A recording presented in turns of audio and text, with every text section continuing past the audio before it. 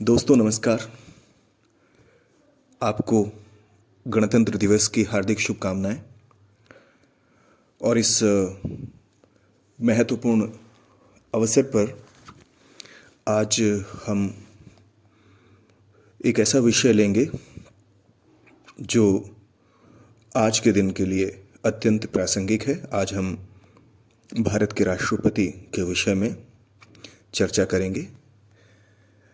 तो मित्रों, आइए इस महत्वपूर्ण विषय पर कुछ बात करते हैं जो कि अकादमिक रूप से लाभदायक हो। अगर हम भारत के राष्ट्रपति की बात करें तो भारत में राष्ट्रपति को जानने के लिए, समझने के लिए ये ज़रूरी है कि हम भारत की राज्य व्यवस्था के उस पक्ष का एक संक्षिप्त मूल्यांकन करें जिसमें उसे एक संसदात्मक शासन व्यवस्था घोषित किया गया है।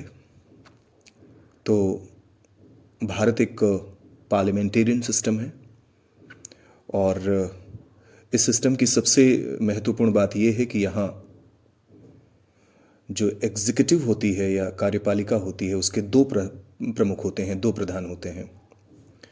एक संवैधानिक होता है और दूसरा वास्तविक होता है, constitutional head and real head, de jure head and de facto head. तो भारत में राष्ट्रपति जो हैं वो संवैधानिक प्रधान होते हैं और जो मंत्रिमंडल है वो वास्तविक शक्तियों का उपयोग करते हैं। लेकिन भले ही राष्ट्रपति के पास वास्तविक शक्तियां ना हों, लेकिन राष्ट्रपति का पद अत्यंत गरिमा का पद है और ऐसे महत्वपूर्ण कार्य हैं जो राष्ट्रपति करते हैं जिससे ये स्पष्ट होता है कि राष्ट्रपति की भूमिका निसंदेह इस पूरी प्रणाली में महत्वपूर्ण है। अगर हम भारत के राष्ट्रपति की तुलना अमेरिका के राष्ट्रपति से करें तो एक बात स्पष्ट होती है। हमें लगता है कि हम यहाँ पर प्रेसिडेंट कहते हैं, प्रेसिडेंट ऑफ इंडिया, भारत के राष्ट्रपति और अमेरिका के राष्ट्रपति, तो ऐसा प्रतीत होता है सतही तौर पर कि दोनों एक जैसे हैं, पर वास्तव में दोनों एक जैसे नहीं हैं। बहुत बड़ा अंतर है और इस अंतर की जो सबसे बड़ी वजह है वो है जो शासन प्रणालियां हैं भारत और अमेरिका की, वो दोनों पृथक हैं, वो अलग हैं दोनों। भारत संसदीय शासन व्यवस्था है, India is a parliamentarian system. और अगर हम अमेरिका की बात करें तो अमेरिका अध्यक्षात्मक शासन व्यवस्था है, अंग्रेजी में इसे हम प्रेसिडेंशियल सिस्टम कहते हैं। अमेरिकी राष्ट्रपति कार्यपालिका का वास्तविक प्रधान है, संवैधानिक प्रधान है, अर्थात वही कार्यपालिका की शक्तियों का प्रयोग करता है।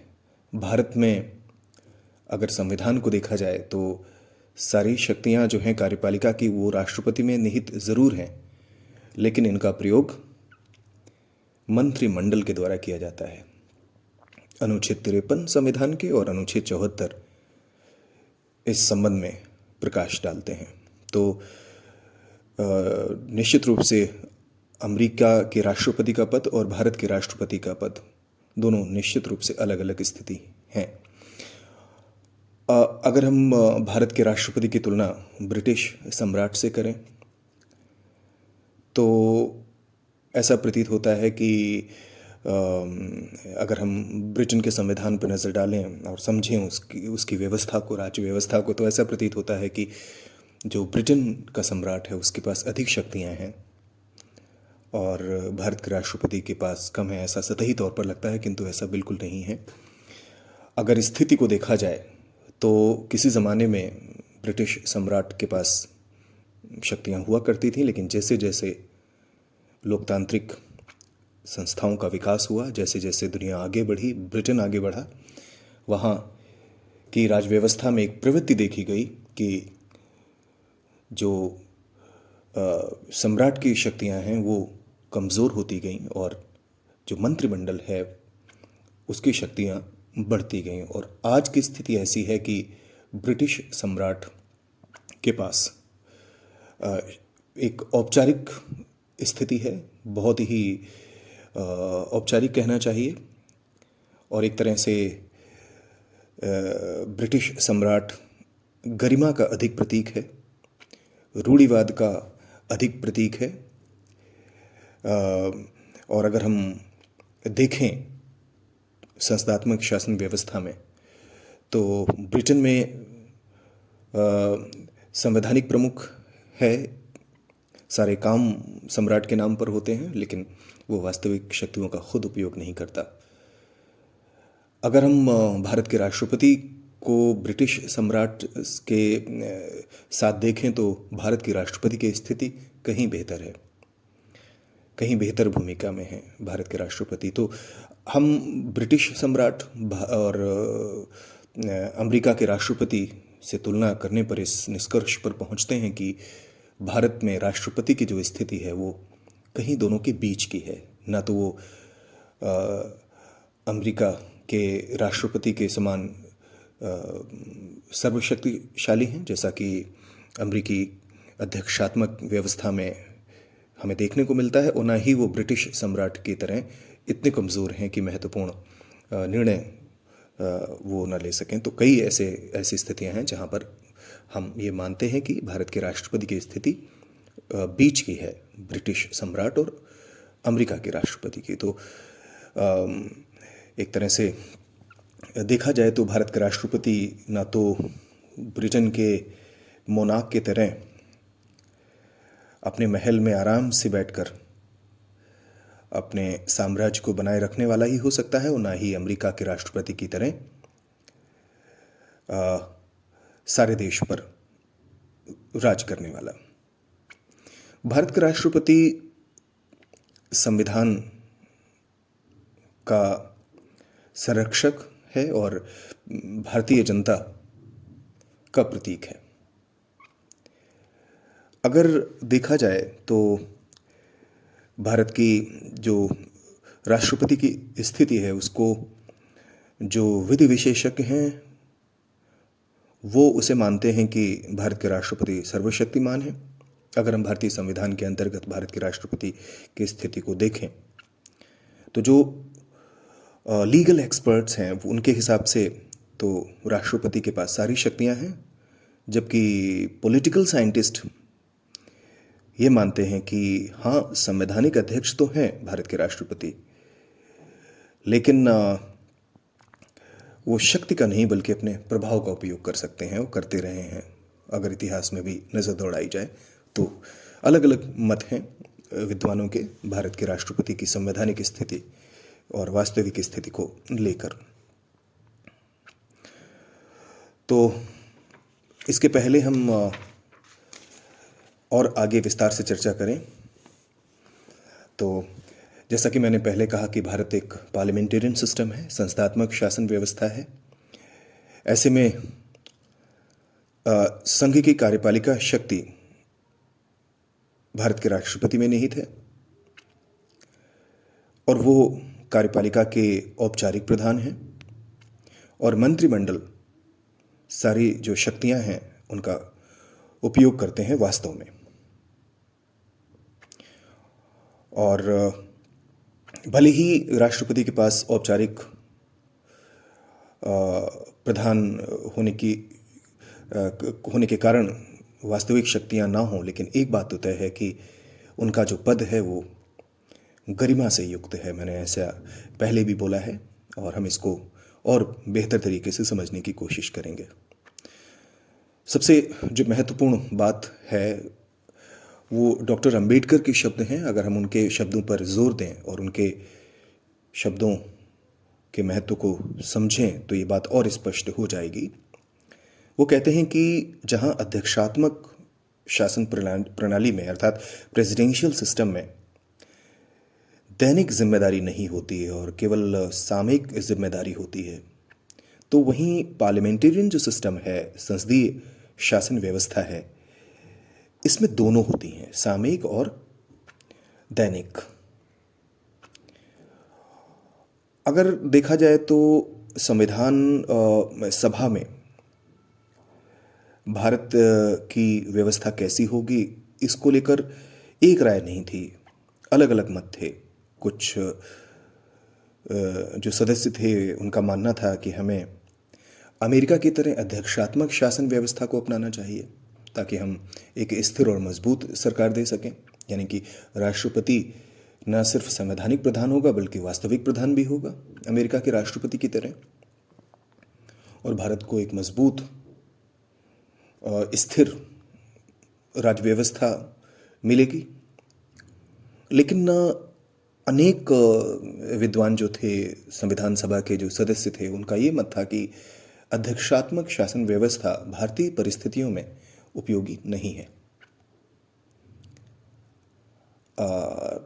और इसके पीछे एक मूलभूत तर्क ये था कि ब्रिटेन ने जितने दिनों तक भारत में औपनिवेशिक शासन किया, उस दौरान ब्रिटेन की ये कोशिश थी कि भारत में ब्रिटेन की तरह की संवैधानिक संस्थाओं का विकास हो।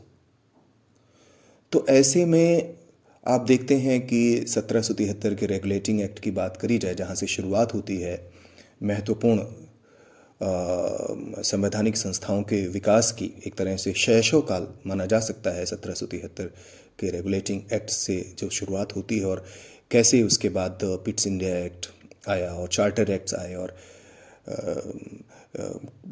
1857 का जो प्रथम स्वतंत्रता संग्राम था, उसके पश्चात कंपनी के शासन से सत्ता सीधे क्राउन में जाती है, और इसके पश्चात आप देखते हैं कि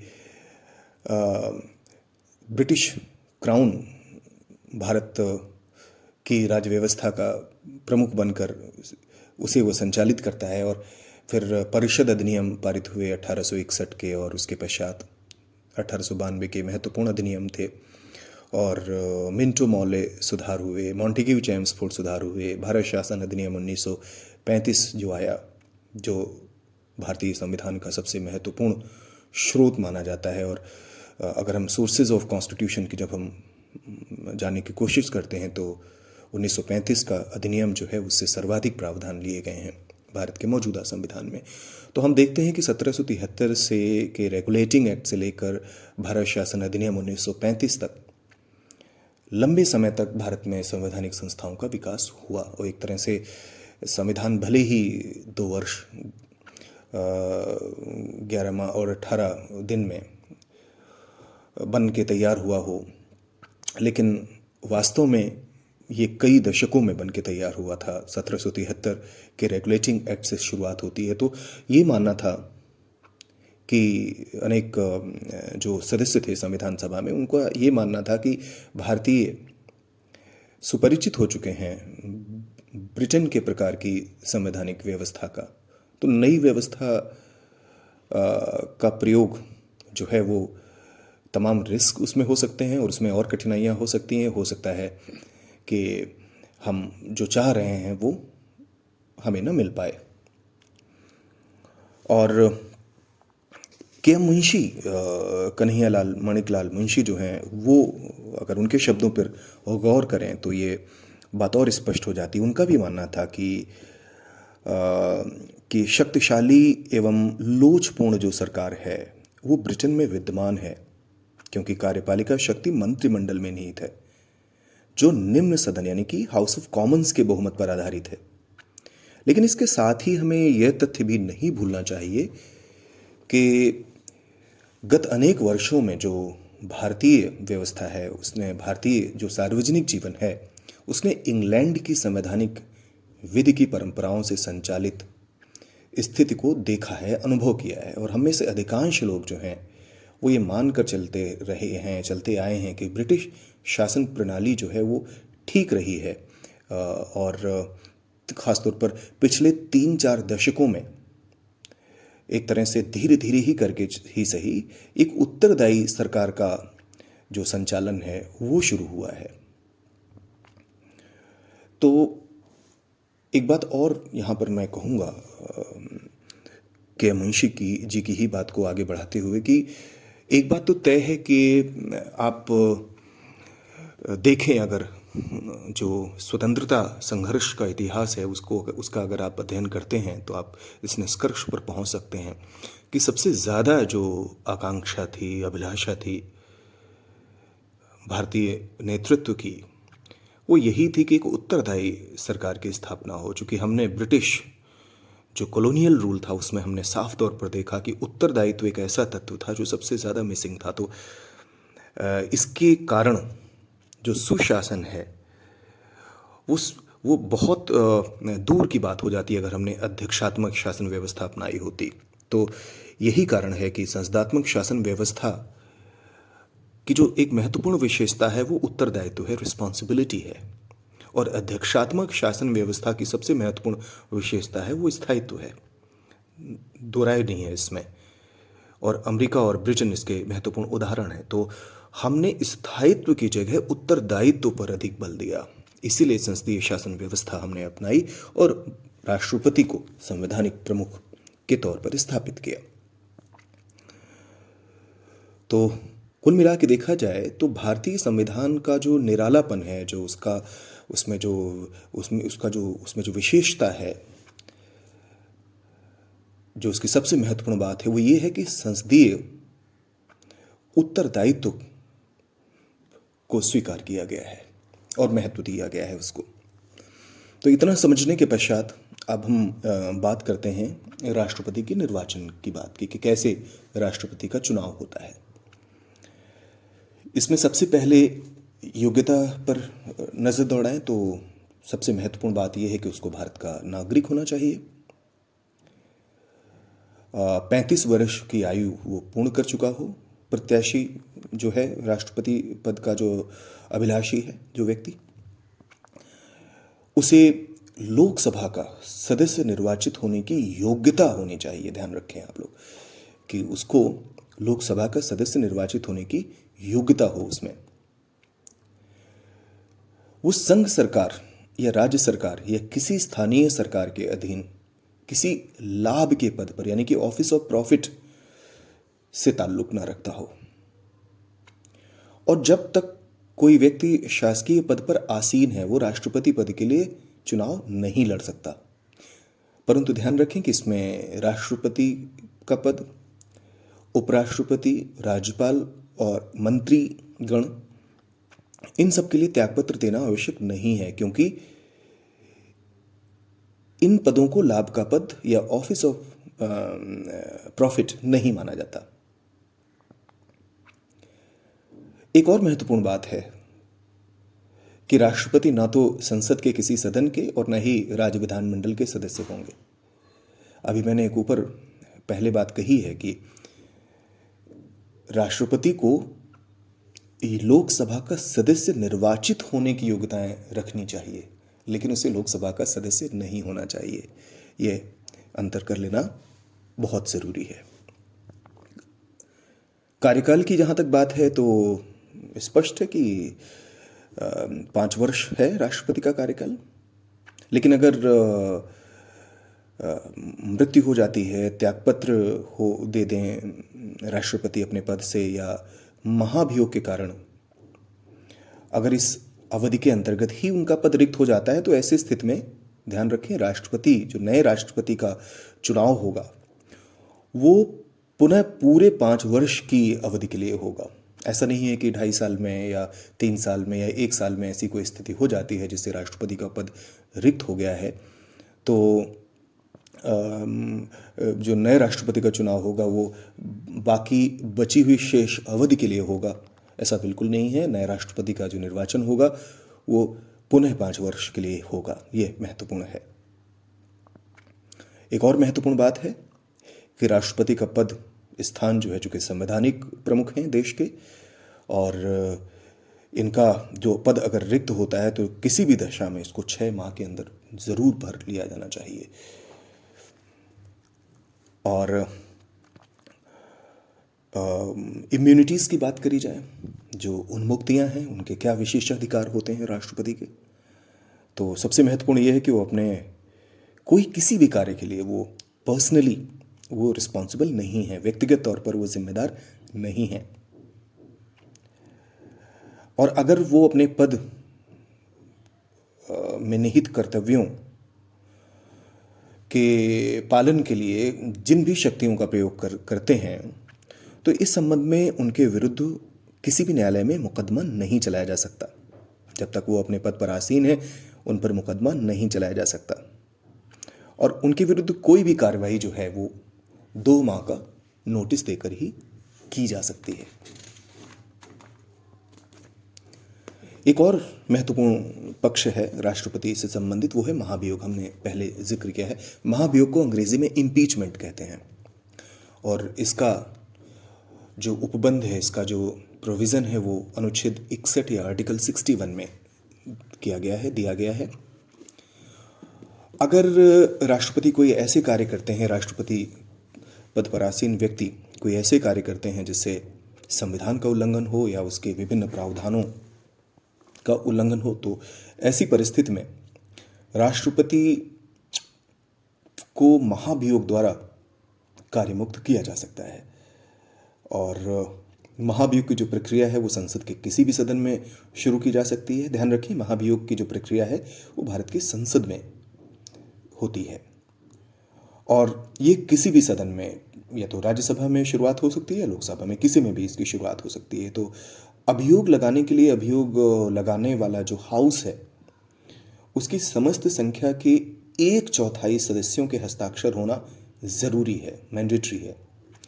और इस प्रकार का संकल्प जो प्रस्ताव है उसको करने के पहले 14 दिन की स्पष्ट लिखित सूचना देना ज़रूरी है राष्ट्रपति को। महाभियोग के प्रस्ताव को सदन की कुल सदस्य संख्या के कम से कम 2/3 2/3 मेंबर्स के मेजॉरिटी के द्वारा निश्चित रूप से पारित होना चाहिए। और जब एक सदन प्रस्ताव पारित कर देगा तो उसे दूसरे सदन में विचार के लिए भेजा जाएगा और यह सदन महाभियोग के कारणों की जांच करेगा। और इस समय राष्ट्रपति को पूरा अधिकार है कि वो या तो खुद वहां पर आ जाएं या फिर अपने किसी प्रतिनिधि को भेजकर अपना जो रिप्रेजेंटेशन है वो वहां कर सकते हैं। यदि सदन 2/3 बहुमत द्वारा इस प्रस्ताव को पारित कर देता है,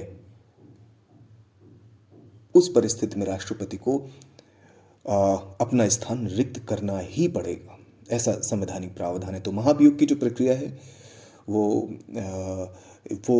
अत्यंत जटिल प्रक्रिया है और अनुच्छेद 61 में इसका वर्णन किया गया है। और ध्यान रखें कि ये तभी ये प्रक्रिया अपनाई जा सकती है जब ये स्पष्ट हो जाए कि राष्ट्रपति पद पर आसीन किसी व्यक्ति ने संवैधानिक प्रावधानों का दुरुपयोग किया है या उसका उल्लंघन किया है। एक और महत्वपूर्ण बात है जो अक्सर विद्यार्थियों को तंग करती है, वो है राष्ट्रपति की निर्वाचन प्रक्रिया, electoral process of president of India. ध्यान रखें, जो राष्ट्रपति का निर्वाचन है वो बाकी सारे निर्वाचनों से भिन्न है। जैसे कि जब हम लोकसभा के निर्वाचन में मतदान करते हैं तो first pass the post system होता है, अर्थात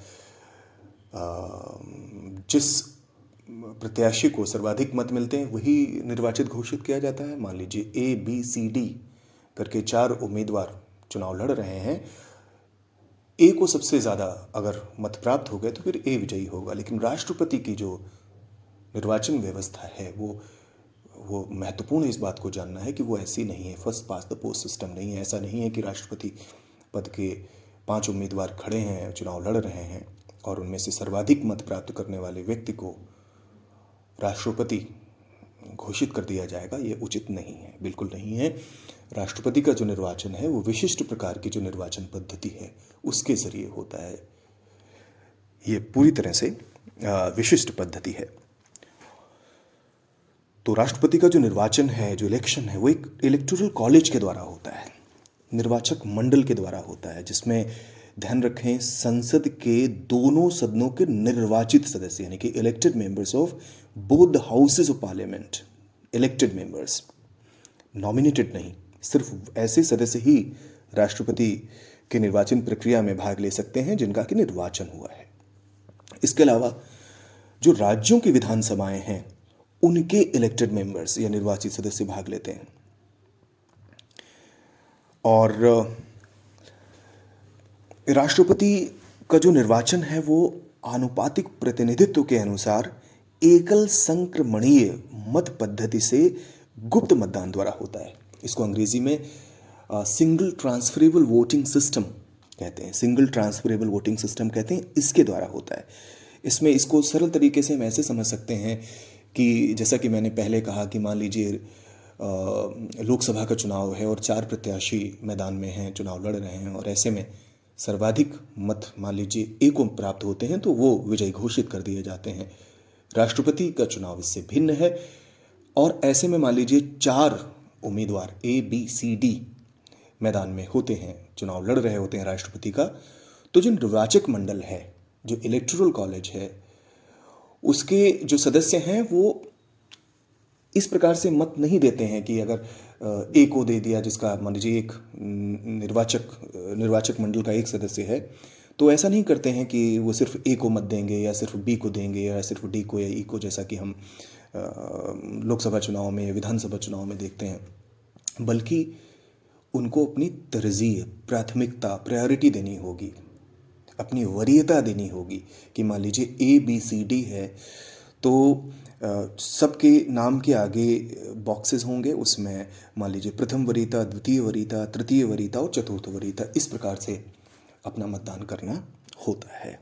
तो ध्यान रखें कि प्रत्याशियों के नाम एक मतदान पत्र छाप दिए जाते हैं और नामों के आगे वरीयता मतदान के लिए स्थान छोड़ दिया जाता है, यानी कि बॉक्सेस होते हैं।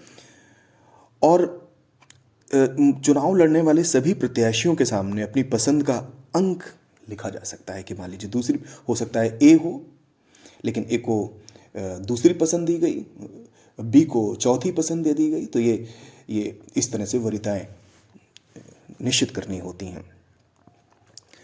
मतदान के बाद मतों की गणना प्रारंभ होती है और सबसे पहले जो इलीगल जो मतपत्र हैं उनको बाहर किया जाता है, यानी कि कानूनी प्रक्रिया का जिनमें पालन नहीं किया गया है उन अवैध मतपत्रों को बाहर कर दिया जाता है।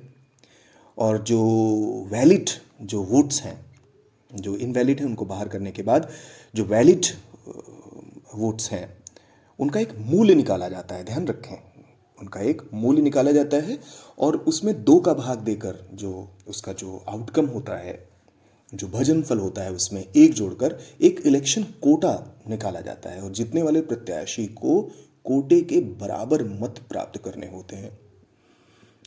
यदि किसी भी प्रत्याशी को प्रथम गणना में निश्चित कोटा नहीं मिलता तो सबसे कम मत प्राप्त करने वाले प्रत्याशी के मतों की जो है वो द्वितीय वरीयता देखी जाती है, सेकंड प्रायोरिटी देखी जाती है।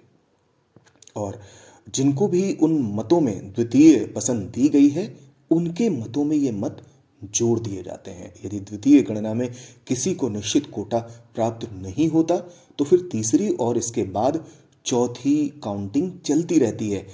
और ये काउंटिंग का जो प्रोसेस है, ये काउंटिंग की जो प्रोसेस है या गणना का जो क्रम है वो तब तक चलता रहता है जब तक किसी प्रत्याशी को निश्चित कोटा नहीं मिल जाता। और अगर आखिर में 2 प्रत्याशी ही बचते हैं, 2 कैंडिडेट्स ही बचते हैं, तो दोनों में से किसी को भी निश्चित कोटा अगर नहीं मिलता तो फिर ऐसी स्थिति में जो सबसे ज़्यादा जिसको वोट मिलते हैं उस कैंडिडेट को निर्वाचित घोषित कर दिया जाता है। तो एक जटिल प्रक्रिया है राष्ट्रपति के निर्वाचन की, सिंगल ट्रांसफरेबल वोटिंग सिस्टम, लेकिन ज़रूरी है। भले ही ये जटिल हो, ये ज़रूरी है। क्यों ज़रूरी है, इस पर हम अभी चर्चा करेंगे। सबसे पहले ये जान लें कि 1969 में ऐसा हुआ था।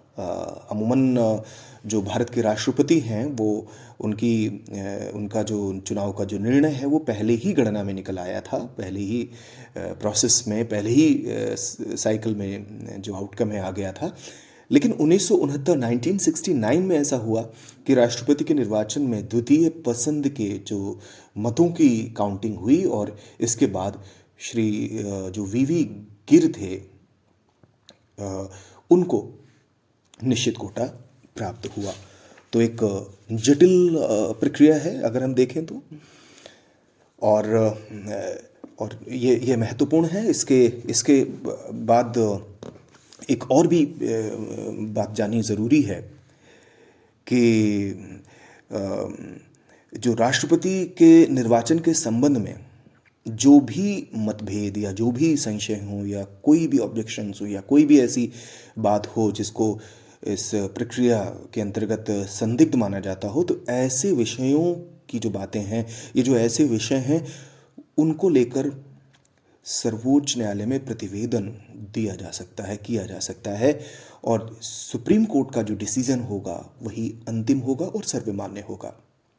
एक बार बात 1974 की है और इस साल राष्ट्रपति का निर्वाचन होना था, और इसमें एक महत्वपूर्ण बात ये थी कि उस समय गुजरात की जो विधानसभा थी वो भंग थी, और तब इस बात पर एक संवैधानिक जटिलता पैदा हुई कि क्या, चूँकि संसद के साथ साथ समस्त राज्यों की विधानसभाएं जो हैं वो राष्ट्रपति के निर्वाचक मंडल या इलेक्टोरल कॉलेज का पार्ट होती हैं, और ऐसे में अगर गुजरात की विधानसभा भंग है तो क्या इस स्थिति में राष्ट्रपति के चुनाव हो सकते हैं। और जब ये बात सर्वोच्च न्यायालय के पास पहुंची तो मुख्य न्यायाधीश की अध्यक्षता में एक 7 सदस्यीय 7 मेंबर जो कॉन्स्टिट्यूशनल बेंच है उसने इस पर विचार किया और इस निष्कर्ष पर पहुंचे, ये बेंच पहुंची कि राष्ट्रपति का जो चुनाव है, वर्तमान राष्ट्रपति का चुनाव है, वो कार्यकाल समाप्त होने के पूर्व ही होना चाहिए। और अगर एक राज्य की विधानसभा जो लेजिस्लेटिव असेंबली है, अगर वो भंग भी है, ऐसी परिस्थिति में भी चुनाव हो सकते हैं। तो मैंने अभी राष्ट्रपति के निर्वाचन जो प्रक्रिया है, निर्वाचन पद्धति है, उसकी चर्चा की। एक सवाल मैंने पीछे छोड़ दिया था कि इस तरह की निर्वाचन प्रक्रिया क्यों? लोकसभा के सदस्यों का जैसा चुनाव होता है, विधानसभा के सदस्यों का जैसा चुनाव होता है, वैसा क्यों नहीं? इस तरह की व्यवस्था क्यों अपनाई गई है? तो इस सवाल का जवाब देने की मैं कोशिश कर रहा हूँ। तो सबसे बड़ी बात यह है कि राष्ट्रपति एक औपचारिक प्रधान है, एक कॉन्स्टिट्यूशनल हेड है, नॉमिनल हेड है, जबकि वास्तविक जो शक्तियां हैं, वो जो एग्जीक्यूटिव पावर्स हैं, वो मंत्रिमंडल के हाथ में है, कैबिनेट में है। तो अगर एक तरफ संसद का चुनाव होता है, लोकसभा का चुनाव होता है, लोकसभा में बहुमत प्राप्त दल जो होता है वो सरकार बनाता है, सरकार के मुखिया प्रधानमंत्री होते हैं, तो एक तरह से प्रत्यक्ष व्यवस्था हो गई। और राष्ट्रपति का भी चुनाव इसी प्रकार से हो, मान लीजिए जनता प्रत्यक्ष रूप से राष्ट्रपति को चुने, तो आपको नहीं लगता कि सत्ता के शीर्ष पर जो सबसे प्रमुख सत्ता है इस देश की, वहाँ पर 2 व्यक्ति खड़े हो जाएंगे? और जब 2 व्यक्ति खड़े हो जाएंगे तो क्या ये संभव है कि शासन व्यवस्था चल पाए? 2 दावेदार अगर हो जाएंगे एक संवैधानिक शक्तियों के प्रयोग के, तो ऐसे में तो जटिलता उत्पन्न हो जाएगी, बहुत मुश्किल हो जाएगी, बड़ी कठिनाई हो जाएगी। तो एक को संवैधानिक प्रमुख बनाना ही है और दूसरे को वास्तविक प्रमुख बनाना है, तो दोनों की निर्वाचन जो प्रक्रियाएं हैं वो भी भिन्न रखनी होंगी। और वास्तविक आप लोकतंत्र की जो मूल है, लोकतंत्र की जो भावना है, वो यही है कि जनता शासन करे। और भारत जैसे बड़े देश में या किसी ऐसे देश में या ज़्यादातर देशों में ये व्यावहारिक रूप से संभव नहीं है कि जनता खुद अपने ऊपर शासन करे। तो ऐसे में जो रिप्रेजेंटेटिव डेमोक्रेसी है, जिसको हम कहते हैं जनता अपनी प्रतिनिधि चुनती है और प्रतिनिधि अपने सरकार के मुखिया बनाते हैं और वो शासन करते हैं, यही व्यवस्था आदर्श और व्यावहारिक व्यवस्था मानी जाती है। तो ऐसे में एक जो प्रमुख है उसका चुनाव अप्रत्यक्ष रूप से होता है, एक प्रत्यक्ष रूप से होता है। तो स्वाभाविक सी बात है कि जिसको जनता ने प्रत्यक्ष रूप से चुना है वो जनता के ज़्यादा करीब है, तो जनता का वो ज़्यादा प्रतिनिधित्व करता है, तो इसीलिए वास्तविक प्रतिनिधित्व करता है। तो उसको ये हक होना चाहिए कि वो सरकार की शक्तियों का प्रयोग करे। और संसदात्मक व्यवस्था का जो टेम्परामेंट है उसमें एक संवैधानिक प्रमुख की भी आवश्यकता होती है, इसलिए राष्ट्रपति का पद उस कार्य के लिए अत्यंत महत्वपूर्ण है। तो ये सबसे महत्वपूर्ण बात है कि प्रत्यक्ष निर्वाचित राष्ट्रपति जो है वो अप्रासंगिक हो जाता है एक ऐसी व्यवस्था में। और के संथानम जो हैं उनका भी मानना था कि अगर राष्ट्रपति को प्रत्यक्ष रूप से निर्वाचित किया जाता है तो ये एक तरह से अननेसेसरी होगा। एक अंग्रेजी में मुहावरा, it will be a wild goose chase and a very fruitless attempt. बिल्कुल ही गैर ज़रूरी बात होगी अगर इस तरह से हम अपनाते हैं तो राष्ट्रपति के निर्वाचक मंडल में जो राज्यों की विधानसभाओं के जो सदस्य हैं उनको भी शामिल किया गया है, क्योंकि राष्ट्रपति राष्ट्र के प्रमुख के तौर पर कार्य कर सके। अमूमन ये हम देखते ही हैं और है भी ऐसा ही कि एक दल विशेष का प्रभुत्व होता है या दलों के एक समान विचारधारा वाले दलों के गठबंधन का प्रभुत्व होता है। तो मेजॉरिटेरियनिज्म जो है जो वो एक तरह से संसदात्मक शासन व्यवस्था में हावी रहता है। तो ऐसे में जो सरकार है वो एक दल विशेष की या गठबंधन विशेष की सरकार बनती है अगर हम प्रधानमंत्री मंत्रिमंडल की बात करें। लेकिन राष्ट्रपति को दलीय आधार से ऊपर उठाकर एक सारे किसी दल विशेष का से जुड़ाव या दल विशेष का प्रतिनिधित्व करने वाला ना होकर सारे राष्ट्र का प्रमुख बने। चूँकि प्रधानमंत्री और मंत्रिमंडल की अगर हम बात करें तो एक दल विशेष से संबंध रखते हैं और उस दल विशेष को बहुमत प्राप्त होता है, वो दल विशेष सरकार बनाता है। राष्ट्रपति का पद एक ऐसा पद है जिसमें सारे राष्ट्र की गरिमा एक समान रूप से झलकती है। वो प्रत्येक क्षेत्र का प्रतिनिधित्व करता है, प्रत्येक दल का प्रतिनिधित्व करता है, प्रत्येक समूह का प्रतिनिधित्व करता है। तो राष्ट्रपति एक सर्वमान्य प्रतिनिधि हो जाता है देश का। ये महत्वपूर्ण बात है जिसको हमें समझना चाहिए। और यही वजह है कि हमने देखा है कि राष्ट्रपति का जो सम्मान है, वो जो गरिमा है, वो दलीय निष्ठाओं से ऊपर होता है। और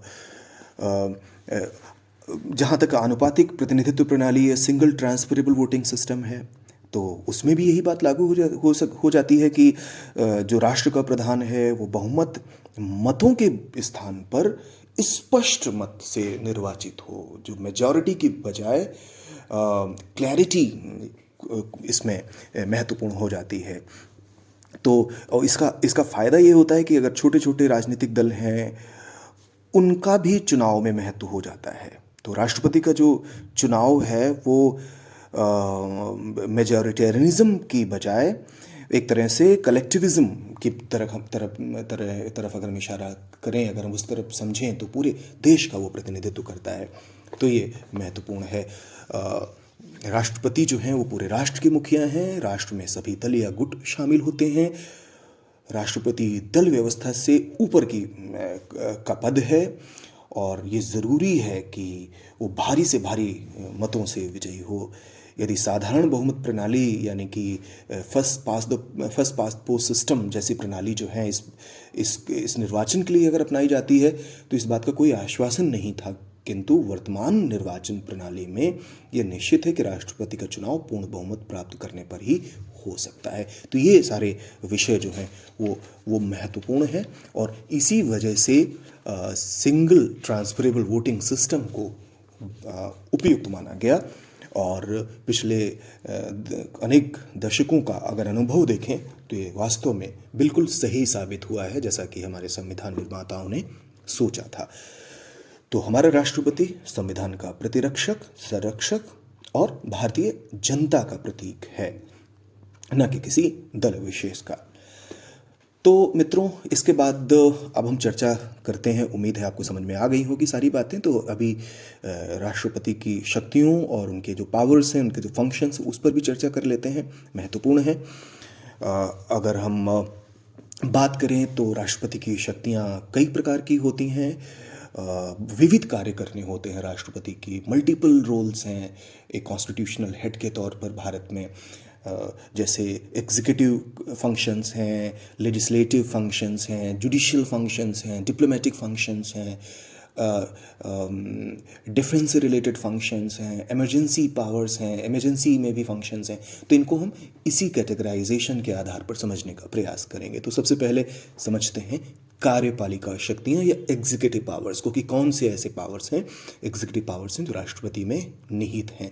तो अगर हम भारत की संघ की कार्यपालिका की बात करें, यूनियन एग्जीक्यूटिव की बात करें, तो अनुच्छेद 53 तो स्पष्ट रूप से कहता है कि भारतीय संघ की समस्त कार्यपालक शक्तियां जो हैं वो राष्ट्रपति में निहित हैं।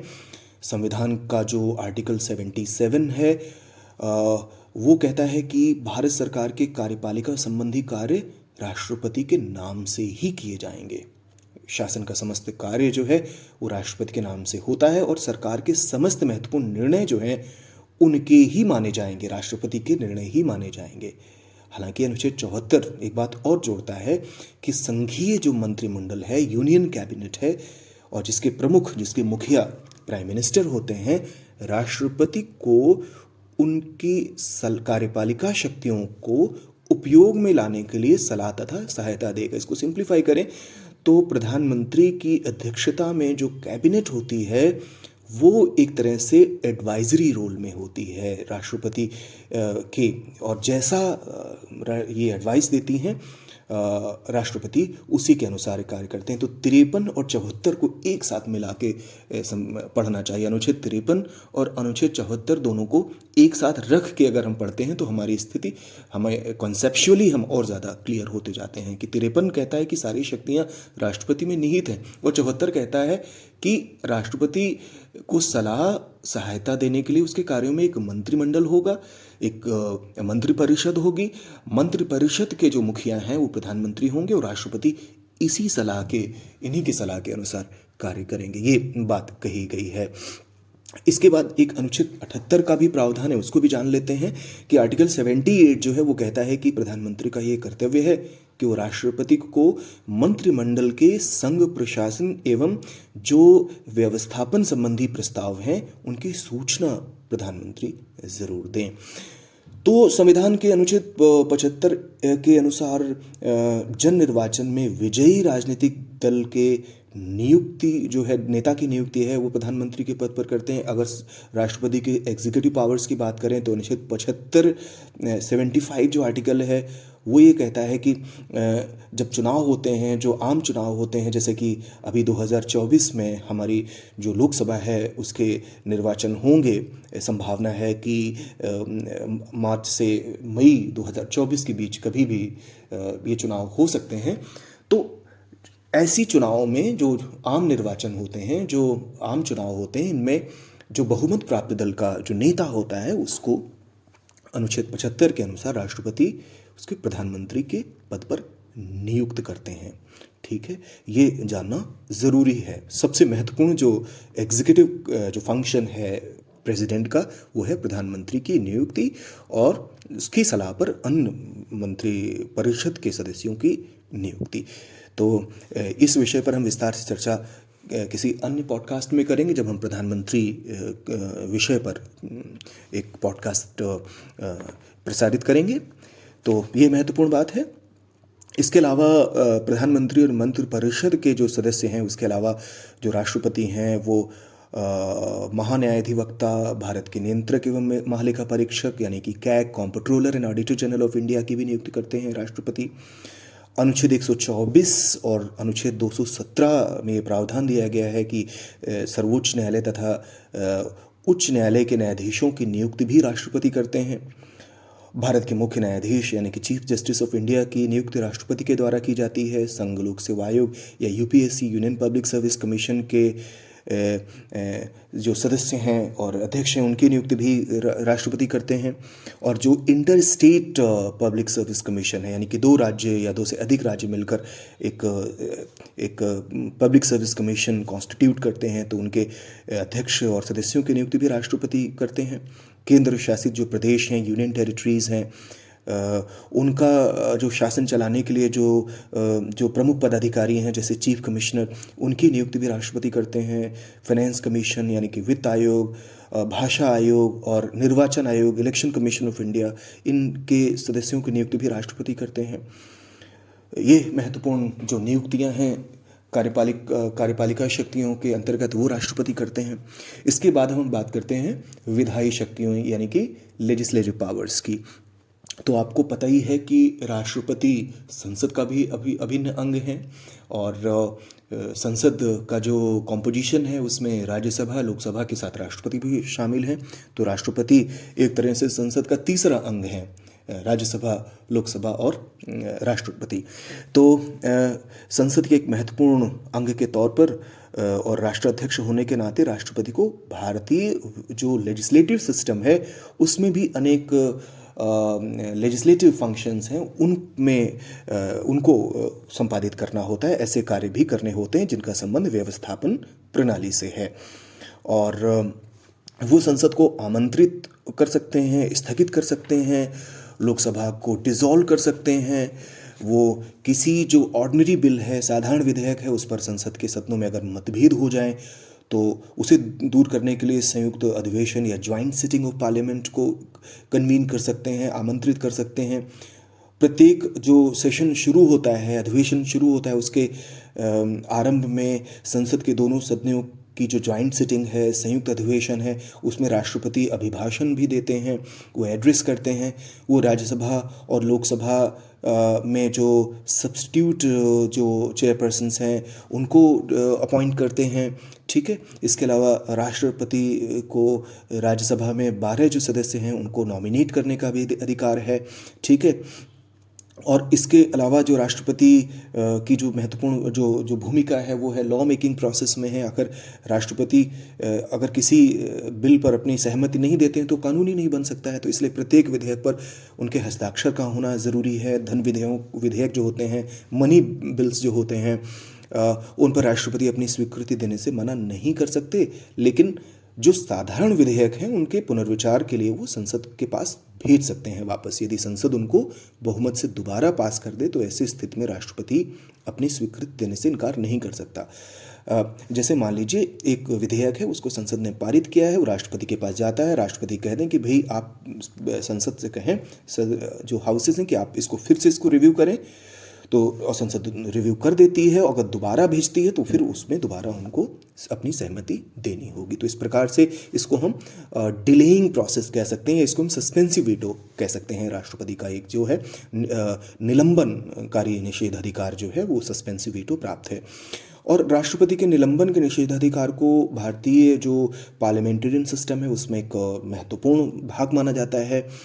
हाँ, इसमें हमें उस टेम्परामेंट को समझना चाहिए, उस सोच को समझने की कोशिश करनी चाहिए थी कि जो संविधान निर्माताओं की रही होगी कि वो चाहते थे कि, मैंने जैसे पहले कहा कि उत्तरदायित्व के पक्ष को ज़्यादा महत्व दिया गया है। कहीं शक्ति जो है उसके केंद्रण के बजाय ये प्रयास किया गया है कि एक ऐसी प्रक्रिया हो जिसमें उत्तरदायित्व के तत्व का अधिक से अधिक समावेश हो। ये बात महत्वपूर्ण हो जाती है। इसके आगे अगर हम बात करें तो एक और महत्वपूर्ण शक्ति प्राप्त है जो लेजिस्लेटिव पावर्स के अंतर्गत आती है, वो है अध्यादेश जारी करने की शक्ति, टू इशू एन ऑर्डिनेंस, जिसको हम कहते हैं अनुच्छेद 123 या अनुच्छेद 123 में ये प्रावधान है कि जब संसद का अधिवेशन ना हो रहा हो तो राष्ट्रपति अध्यादेश जारी कर सकते हैं। और इस प्रकार का अध्यादेश या ऑर्डिनेंस उतना ही इम्पॉर्टेंट होता है जितना कि एक लॉ जिसको उस प्रोसीजर से पारित किया गया है, जो पार्लियामेंटेरियन सिस्टम का एक अहम हिस्सा है, और उसको उसका उतना ही प्रभाव होता है। फ़र्क ये है कि अध्यादेश जो है वो संसद का अगला अधिवेशन प्रारंभ होने के 6 सप्ताह यानी कि 6 वीक्स के बाद समाप्त समझे जाएंगे। हाँ, यदि संसद चाहे तो उसके द्वारा इस अवधि के पूर्व भी इन ऑर्डिनेंसेस को समाप्त किया जा सकता है।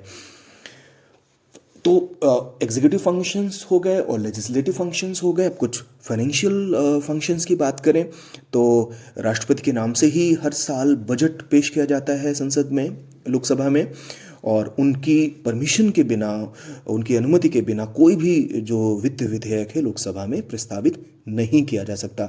राष्ट्रपति ही हर साल लेखा परीक्षक की जो रिपोर्ट है, फाइनेंस कमीशन की जो रिकमेंडेशंस हैं, वो संसद के समक्ष रखवाते हैं। भारत की जो आकस्मिक निधि है उस पर भी उनका पूर्ण नियंत्रण होता है, और संसद की स्वीकृति के बिना इसमें से अचानक पड़ने वाले खर्चों के लिए भी धन जो है वो कुछ धन सरकार को दे सकते हैं। तो वो संसद से पूरक, अतिरिक्त और अपवादभूत जो अनुदान है उनकी मांग भी कर सकते हैं। तो न्यायिक शक्तियों, ये हो गई फाइनेंशियल जो पावर्स हैं, जो वित्तीय शक्तियां। इसके पश्चात हम बात करते हैं जुडिशियल पावर्स की, यानी कि न्यायिक शक्तियों की। तो चूंकि जैसा मैंने पहले कहा कि राष्ट्रपति की भूमिका विविध है, तो ऐसे में उसके कार्य और शक्तियां भी विविध हैं। तो इसमें हमने कार्यपालक शक्तियां, विधायी शक्तियां और वित्तीय शक्तियों के बारे में जाना। अब हम जानते हैं न्यायिक शक्तियों के बारे में या जुडिशियल पावर्स के बारे में। तो सबसे पहले जानें कि सर्वोच्च न्यायालय और उच्च न्यायालयों के जो न्यायाधीश हैं उनकी नियुक्ति राष्ट्रपति ही करते हैं। सर्वोच्च न्यायालय के अधिकारियों एवं कर्मचारियों की नियुक्ति के संबंध में नियमों का निर्धारण भी राष्ट्रपति ही करते हैं। और एक और महत्वपूर्ण जो बात है, जो अक्सर विद्यार्थी पूछते हैं सवाल, वो है क्षमादान का अधिकार। अनुच्छेद 72 के अनुसार उन्हें क्षमादान का अधिकार दिया गया है। वे दंड को पूर्ण रूप से क्षमा कर सकते हैं, स्थगित कर सकते हैं या दंड में परिवर्तन भी कर सकते हैं। और लेकिन व्यवहार में देखा जाए तो इन अधिकारों का प्रयोग मंत्रिमंडल के परामर्श से ही करते हैं राष्ट्रपति। अब हम बात करते हैं सैन्य शक्तियों की। तो तीनों सेनाओं के सुप्रीम कमांडर होते हैं राष्ट्रपति, लेकिन वो अपनी शक्तियों का प्रयोग जो है विधि के अनुसार ही करते हैं। और डिप्लोमेटिक पावर्स की बात करें या कूटनीतिक शक्तियों की बात करें तो विदेश में भारत का प्रतिनिधित्व करने वाले राजदूतों की, राजनयिक प्रतिनिधियों की, वाणिज्य दूतों की वो नियुक्ति करते हैं। ठीक है। इसके अलावा वे विदेश के राजनयिक प्रतिनिधियों के प्रमाण पत्रों को भी स्वीकार करते हैं। जो इंटरनेशनल लेवल पे जो ट्रीटीज़ होती हैं, जो संधियां होती हैं, जो समझौते होते हैं, ये सब राष्ट्रपति के नाम से ही किए जाते हैं। और इसके अलावा जहाँ तक राज्यों के संबंध में, जो भारत के राज्य हैं उनके संबंध में जो शक्तियाँ हैं, तो उसमें वो गवर्नर्स का अपॉइंटमेंट करते हैं। राज्यों में जो उच्च न्यायालय स्थित हैं उनमें वहाँ न्यायाधीशों की नियुक्ति करते हैं। ये दो महत्वपूर्ण पक्ष हैं राष्ट्रपति के राज्य संबंधी शक्तियों के। इसके अलावा सर्वोच्च न्यायालय से परामर्श लेने का अधिकार है। अनुच्छेद 43 जो 143 है वो राष्ट्रपति को अधिकार देता है कि सार्वजनिक महत्व के किसी भी प्रश्न पर राष्ट्रपति सर्वोच्च न्यायालय से परामर्श ले सकते हैं। यह भी उनके पास शक्ति है।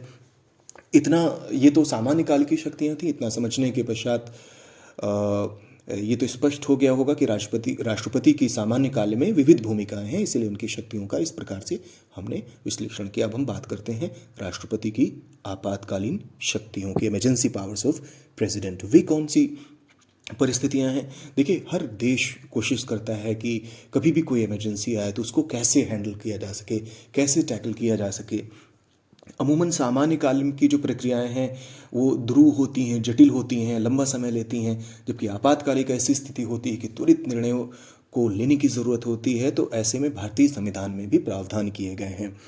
तो राष्ट्रपति की जो आपातकालीन शक्तियां हैं उसमें सबसे पहले और जो महत्वपूर्ण बात है वो ये है कि युद्ध, बाहरी आक्रमण या सशस्त्र विद्रोह की स्थिति से संबंधित अगर संकट उत्पन्न होता है तो राष्ट्रपति के पास क्या शक्तियां हैं। तो सबसे पहली जो स्थिति है वो ये है कि मान लीजिए किसी देश ने भारत पर सशस्त्र आक्रमण किया हो, तो ऐसी स्थिति में भारत के राष्ट्रपति के पास अनुच्छेद 352 में प्रावधान किया गया है कि यदि राष्ट्रपति को अनुभव हो कि युद्ध, बाहरी आक्रमण या आंतरिक अशांति, हालांकि इसके स्थान पर सशस्त्र विद्रोह कर दिया गया है, या किसी भाग की शांति व्यवस्था नष्ट होने का भय है, तो यथार्थ रूप से इस तरह की स्थिति से निपटने के लिए राष्ट्रपति आपातकाल की घोषणा कर सकते हैं।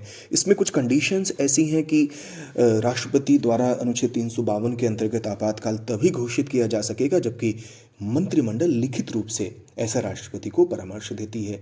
दूसरा ये कि इस प्रकार का आपातकाल युद्ध, बाहरी आक्रमण या सशस्त्र विद्रोह होने पर या इस प्रकार की आशंका होने पर ही घोषित किया जाएगा।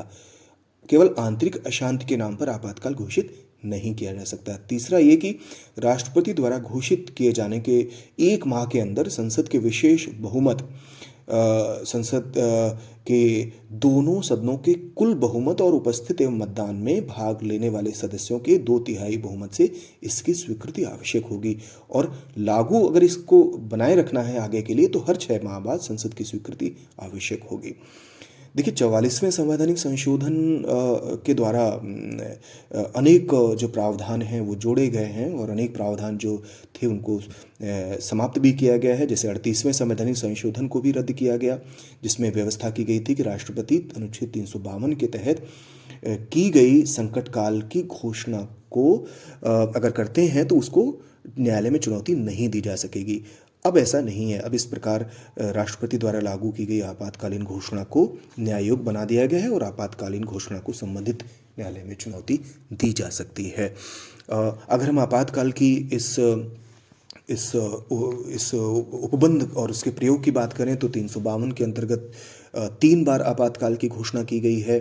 1962 में जब चीन ने भारत पर आक्रमण किया, और 1971 की बात करी जाए जब पाकिस्तान के आक्रमण की स्थिति थी, और जून 1975 में तीसरी बार इमरजेंसी लगाई गई 352 के तहत। तो कुल मिला के 3 बार ऐसा अब तक हुआ है जिसमें अनुच्छेद 352 के तहत आपातकाल लागू किया गया है। इसके अलावा एक और जो सबसे इम्पॉर्टेंट जो बात है वो ये समझ लें कि आपातकाल से संबंधित जो प्रावधान थे उनका दुरुपयोग न हो, इसके लिए 44वें संवैधानिक संशोधन 1978 के द्वारा अनेक प्रावधान किए गए हैं। इनकी चर्चा हम किसी अन्य पॉडकास्ट में करेंगे विस्तार से। तो ये तो हो गया अनुच्छेद 352 के अंतर्गत घोषित आपातकाल। 356 के अंतर्गत कठिनाई अगर होती है तो उसमें भी राष्ट्रपति को आपातकालीन शक्तियां दी गई हैं। 356 ये प्रावधान करता है कि अगर संघीय सरकार को यह उत्तरदायित्व सौंपा गया है कि वो प्रत्येक राज्य को बाहरी आक्रमण और इंटरनल डिस्टर्बेंस से बचाए, तो ये महत्वपूर्ण है कि जो राज्य की जो सरकार है वो संवैधानिक प्रावधानों के अनुसार चले। और अगर 356 के अनुसार राष्ट्रपति को राज्यपाल के प्रतिवेदन पर या अन्य किसी भी तरह से ये आभास हो जाए या ये स्पष्ट हो जाए कि ऐसी स्थिति पैदा हो गई है जिसमें किसी राज्य विशेष का शासन जो है वो संविधान के उपबंधों के अनुसार नहीं चलाया जा रहा है, तो ऐसी स्थिति में वो संकट काल की घोषणा कर सकते हैं। ऐसा संकट घोषित करने की विधि वही है जो संविधान में वर्णित है, यानी कि प्रथम प्रकार का जो संकट काल की जो घोषणा है बिल्कुल ठीक वैसी ही है। मूल संविधान में ये प्रावधान रहा है कि संसद के द्वारा बार बार प्रस्ताव पास करने पर राज्य में 6 माह के लिए राष्ट्रपति शासन लागू किया जा सकता था। 42वें संवैधानिक संशोधन 1976 द्वारा इस अवधि को 1 साल कर दिया गया है, और 44वें संवैधानिक संशोधन जो 1978 में किया गया था उसमें फिर से घटाकर 6 माह कर दिया गया है। तो 44वें संवैधानिक संशोधन से पहले जो राज्य में राष्ट्रपति शासन की जो अधिकतम अवधि थी वो 3 वर्ष थी, लेकिन अब इस व्यवस्था में परिवर्तन करके ये किया गया है कि राज्य में राष्ट्रपति शासन के 1 वर्ष की अवधि के बाद और इसे अधिक समय के लिए जारी रखना है तो ऐसा प्रस्ताव संसद द्वारा तभी पारित किया जा सकेगा जबकि इस प्रकार का प्रस्ताव पारित किए जाने के समय या तो 352 के तहत संकट लागू हो, संकट काल लागू की घोषणा प्रवर्तन में हो, या निर्वाचन आयोग ये प्रमाणित कर दे कि राज्य में चुनाव करा पाना किन्हीं विशिष्ट कारणों की वजह से संभव नहीं है। लेकिन अनुच्छेद 356 का एक व्यावहारिक पहलू भी है कि इस 100 से ज़्यादा बार इसका प्रयोग किया जा चुका है। आलोचक ये मानते रहे हैं कि इसका दुरुपयोग भी किया गया है। सबसे पहले 1951 में पंजाब में जो भार्गव मंत्रिमंडल था उसके पतन के कारण ऐसी उद्घोषणा की गई थी। उसके बाद 1952 में पेप्सू राज्य में 356 लगाया गया। अनुच्छेद 356 में जो निहित शक्तियां हैं उनका प्रयोग केंद्र शासित क्षेत्रों के लिए भी किया जा सकता है। उदाहरण के लिए अनुच्छेद 356 के आधार पर 1967 में गोवा में, इसी साल मणिपुर में और इसके बाद पौंडीचेरी में भी राष्ट्रपति शासन लागू किया गया। जहाँ तक वित्तीय संकट की बात है उसका प्रावधान अनुच्छेद 360 में दिया गया है। यदि राष्ट्रपति को यह विश्वास हो जाए कि ऐसी परिस्थितियाँ हो गई हैं जिसमें भारत में वित्तीय स्थायित्व या साख को खतरा है तो वो वित्तीय संकट की घोषणा कर सकता है। तो ये संकटकालीन शक्तियां हैं जिनका मूल उद्देश्य ये है कि अगर कोई असामान्य परिस्थिति है तो देश पूरी एकजुटता से, पूरी मजबूती से उसका मुकाबला कर सके बगैर किसी कठिनाई के। तो ऐसे में ज़रूरी है कि शासन व्यवस्था जो है वो एक सरकार में यानी कि केंद्र सरकार में निहित हो जाए, ताकि महत्वपूर्ण निर्णय आसानी से लिए जा सकें और किसी भी विकट स्थिति का सामना पूरी कुशलता और पूरी सक्षमता के साथ किया जा सके, इसलिए इनका प्रावधान किया गया है। लेकिन अनेक विवाद भी रहे हैं, जैसे 1975 में जो आपातकाल तत्कालीन प्रधानमंत्री श्रीमती इंदिरा गांधी ने लागू किया था, आलोचक मानते हैं कि ऐसी कोई स्थिति नहीं थी जिसमें 352 के तहत आपातकाल घोषित किया जाए, लेकिन राजनीतिक कारणों से ऐसा किया गया।